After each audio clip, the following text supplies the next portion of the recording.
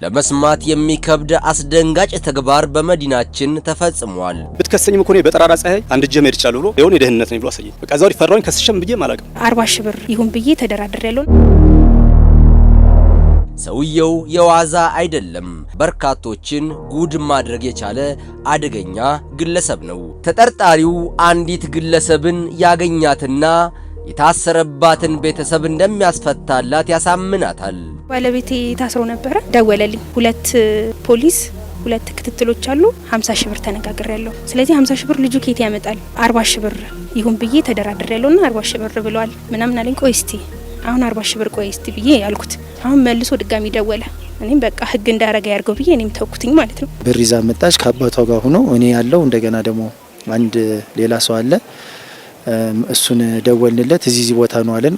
ወረዳ 8 እዛ ቀጠረን ሄርንና 40 ሺህ ብሩን ተቀበለን። እሱ ባለቤትሽን እናስፈታልሻለን በማለት 40 ሺህ ብር ጠይቀውኝ እኔም ብር በሰዓቱ ስለሌለኝ አባቴ አቶ ንጉሱን ጠይቄው 40 ሺህ ብሩን ተቀብዬ ለነሱ ሰጥቻቸው ነበረ።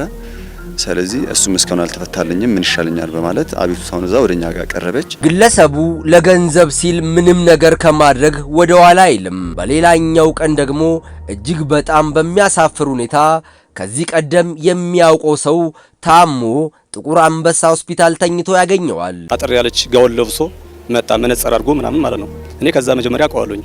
እዛ ሲመጣ እኔም ሰላም አልኩት። እሱም በጣም ሳመኝና ተሳሳምን። በቃ ድሮ በችግር ምን ታውነት እኔ ኮዚ ውስጥ ስራ ገብቻለሁኝ አለ። ይቀሳልና እሺ ምን አይነት ስራ ነው የገባው ስለው እዚህ በቃ ስራ ገብቻለሁኝ።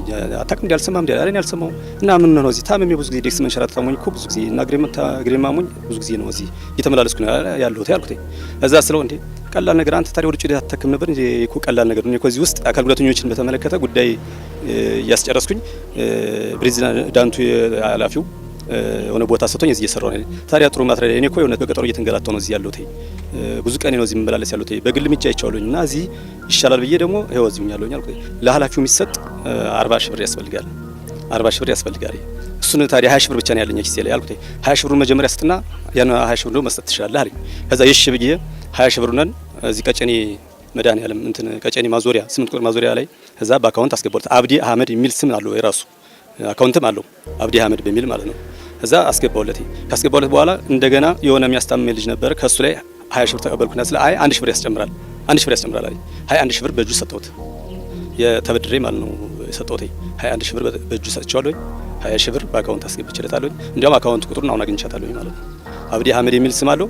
በቃ እዛ እንደዛ ነው የተቀበለኝ እና እየዞረ ማይተም ይዟል በእጁ ማይተም፣ አንዲት ቀጭን ማይተምና አንድ ክብ የሆነ ማይተም ይዟል። በዛ መንኩቴ በዚህ ዙሪያ ነው እኔ እንግዲህ እኔም ካለ በሽታ 3 አይነት በሽታ ስላለኝ አንዱን እንኳን ቢቀረፍልኝ ብዬ እዛ ገንዘብ ይሄን ገንዘብ ላንተ ሰጠው በምንስ መጓጓዣው ሳልኩት ደግሞ እንደገና ስለው አይ እኔ በመሰጠ ደብዳቤ እርዳታ መብት አለ። የኢትዮጵያ ሕዝብ ይጓ ነው እርዳታ ጠይቀህ ትታከማለህ አለኝ። ግለሰቡ ገንዘቡን ተቀብሎ ከተሰወረ በኋላ የግል ተበዳይ ከሆስፒታል ወጥቶ ድንገት መንገድ ላይ ያገኘዋል። በወቅቱ ገንዘቡን ሲጠይቀው የደህንነት አባል ነኝ በማለት መታወቂያ አሳይቶት በማስፈራራት ሳይሰጠው ጥሎት ይሄዳል። ስፈልገው እየሰማሁኝ በቃ ስፈልገው አላገኘው አግኝቸው ዘብር ገብርኤል ወቀት አምጥቼለት እንካ ብለው ማለት ነው እንካ ስለው ይሄ እንዲህ አይነት ነገር እኮ አልፈራም እኔ ብትከሰኝም እኮ ነው በጠራራ ፀሐይ አንድ ጀመር ይቻላል ብሎ ከኪሱ አውጥቶ የደህንነት ነኝ ብሎ አሳየኝ። በቃ ዛሬ ፈራውኝ ከስሸም ብዬ ማላቀም።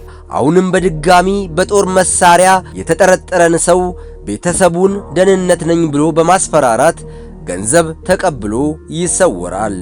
ይህ መረጃ ደግሞ ፖሊስ ጋር ሊደርስ ቻለ።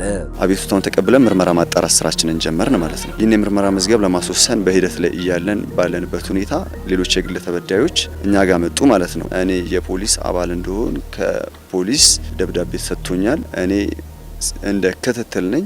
በርካታ ጊዜ በዚህ ስራ ላይ ቆይቻለሁ እያለ እያታለላቸው ለበርካታ ጊዜ እንደዚህ አይነት ወንጀሎችን ሲሰራ እንደነበረ የሚያሳዩ አቤቱታዎች መጡ። ከዚህ መካከል ላይ አንድ አቶ ገርሉ ይርሳው የሚባሉ እኛ ጋር ቀርበው ቃል ሰጥተው የምርመራ መዝገብ አሁን በሂደት ላይ ያለበት ያሉት ጥቁር አንበሳ ሆስፒታል ላይ ተታከማለ አካል ጉዳተኛ መሆን አይቻለሁ። ፕሬዝዳንቱ ደግሞ እዚህ እኔን የቀጠሩኝ እንዳንተ አይነቱን አካል ጉዳተኞችን እንድረዳ ነው። ለዚህም ግን 41 ሺህ ብር ያስፈልጋል በሚል ብር ይቀበላቸውና ከአካባቢው ላይ የተሰወረ መሆኑን ወይዘሮ ማርታ ንጉሴ መዝገብ ላይ ሲያዝ አይተው ቀርበው አቤቱታቸውን ያቀረቡ መሆኑን ገለጹልን። በአጠቃላይ እኛ ጋር 4 የምርመራ መዝገብ ነው ያላቸው። አንዳንድ ግለሰቦች ራሳቸውን ባልተገባ መልኩ ለመጥቀም ሲሉ ልዩ ልዩ ዘዴዎችን በመጠቀም ሰዎችን አሳምነው ያታልላሉ።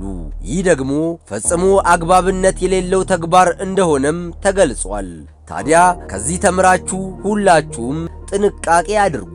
በእርግጥ እኔ ከመጀመሪያም ስለማውቀው ነው የፊቱ ሃይማኖት ያለ መስሎ ነው እንጂ ብዙ አሳልፈናል። የሆነ የ50 ሳንቲም ቤት እየተኛን በችግር አሳልፈናል። ያን ብዬ እንጂ እኔ ያን ብዬ ነው እንጂ እሱ እንዲወስድብኝም ወይም ደግሞ እሱ እንትን እንዲል ፈቅጄ አይደለም። ግን እምነት ጣልኩበት። ያው መታወቅ ይባላል አይደል? እረዳለሁ። የበለጠ እንድረዳኝ ነው የፈለኩት ነበር። እኔ የበለጠ እኔ እንኳን ይሄን 20 ሺህ ብር ሰጥቼ 40 ሺህ ብር ደግሞ 41 ሺህ ብር ጨምሬልህ እንኳን በምን ሳፈራለሁ ስል እሱ ከሜዲካሎች ደብዳቤ ይወጣል እርዳታ መሰብሰብ ትችላለህ ስላለኝ ብቻ ነው የተሸወርኩት። ከህግ ውጭ ይሆናል ብዬ አላሰብኩም። ግን አንደኛ የጓደኞቹ ናቸው፣ በጣም የቅርብ ጓደኞቹ ናቸው። በጣም ማለት ነው እንዲህ ላዳር ነው የሚለያዩት። እንግዲህ እኔ እንደዚህ አይነት ነገር ያደርጋሉን ብዬ አላሰብኩም። ይሄ ትክክል አይደለም። እኛም ባደረግነው ነገር ተጸጽተናል በጣም። ዋናው ትልቁ ድክመት ያለው ፖሊስ ጋር ሳይቀርቡ የግል ተበዳዮች ፖሊስ ጋር ሳይቀርቡ ልክ እነሱ የሚሏቸውን ብቻ ሰምተው በሩቁ እዛችሁ ደህንነት ነኝ ብሎ በሚነግራቸው ሰዓት ያምናሉ። በማንኛውም ሁኔታ መሰል ግለሰቦች ህብረተሰቡን በዚህ መልኩ ሊያታልሉ ስለሚችሉ አስፈላጊውን ጥንቃቄ ማድረግ ይገባል። ከዚህ ባለፈም አጠራጣሪ ነገር ሲኖርም ፈጥኖ ለፖሊስ በማሳወቅ ወንጀል ፈጻሚዎች በሕግ እንዲጠየቁ ማድረግ የሁሉም ኃላፊነት ነው። ተመልካቾቻችን ለአሁኑ ወደ እናንተ ያደረስነው መረጃችን ይህን ይመስላል። አብራችሁን ስለነበራችሁ እናመሰግናለን። በቀጣይ የተለያዩ የጥንቃቄ መረጃዎች እንዲደርሷችሁ ቻናላችንን ሰብስክራይብ በማድረግ የሚዲያችን ቤተሰብ ይሁኑ። ይህ ዴይ ቱ ዴይ ኢትዮጵያ ነው።